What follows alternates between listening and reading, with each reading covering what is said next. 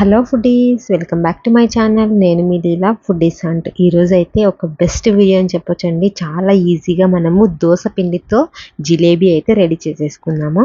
ఇక్కడ ఇది దోశ ప్యాటర్న్ అండి. మనము మామూలుగా వాటర్ వేయకుండా మిక్సీ చేసుకుంటాం కదా, ఆ దోశ ప్యాటర్న్ అనమాట.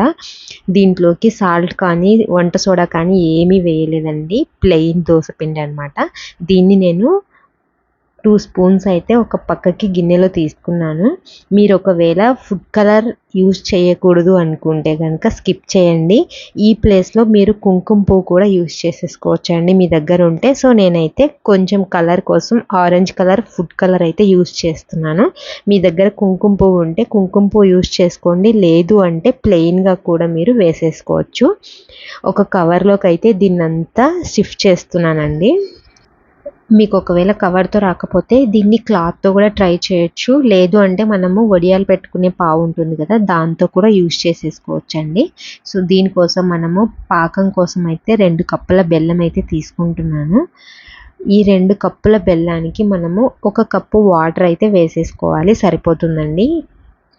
చాలా ఈజీగా మనము ఈ జిలేబీలను అయితే రెడీ చేసేసుకోవచ్చు. సో సింపుల్గా మనము ఎటువంటి పని లేకుండా ఈజీగా చేసేసుకోవచ్చు.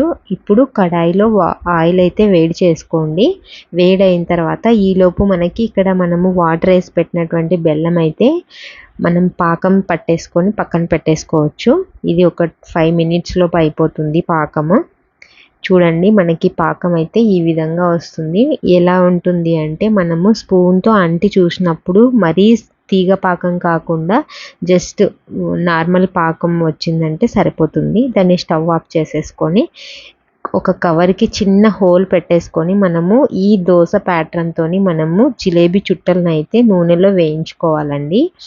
చాలా ఈజీగా చేసేసుకోవచ్చు, ఎలాంటి శ్రమ ఉండదు.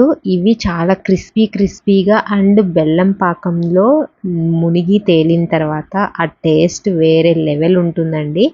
తప్పకుండా మీరు ఈ వీడియోలో చూసి ట్రై చేయండి. నాకైతే చాలా బాగా టేస్ట్ అనిపించాయి. మనం మైదా పిండితో చేసుకునే జిలేబీ కంటే కూడా ఈ జిలేబీ చాలా బాగుందన్నమాట. సో తప్పకుండా ట్రై చేయండి. ఇప్పుడు మనం వేసుకున్నటువంటి జిలేబీ చుట్టల్ని పాకంలో ఒక 5 నిమిషాల నుంచి 10 నిమిషాల వరకు బాగా పాకం పట్టించి మనం పక్కన పెట్టేసుకొని సర్వ్ చేసుకున్నామంటే మనకు వేడిగా చాలా బాగుంటుందండి. ఈజీగా ఒక 10 చుట్టలైనా సరే తినేసేయచ్చు, అంత టేస్టీగా ఉన్నాయన్నమాట.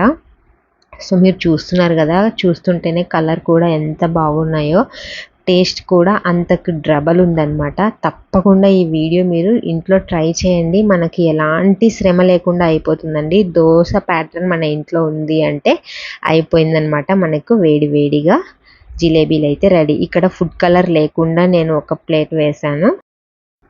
అందరికీ ఫుడ్ కలర్ నచ్చదు కదా, సో అందుకని చెప్పేసి అవి కొన్ని ఇవి కొన్ని నేను ట్రై చేశానండి. తప్పకుండా మీరు కూడా ఇంట్లో ట్రై చేసి ఎలా వచ్చాయో నాకు ఫీడ్బ్యాక్ చేయండి. ఖచ్చితంగా కామెంట్ సెక్షన్లో అయితే రిప్లై ఇస్తాను.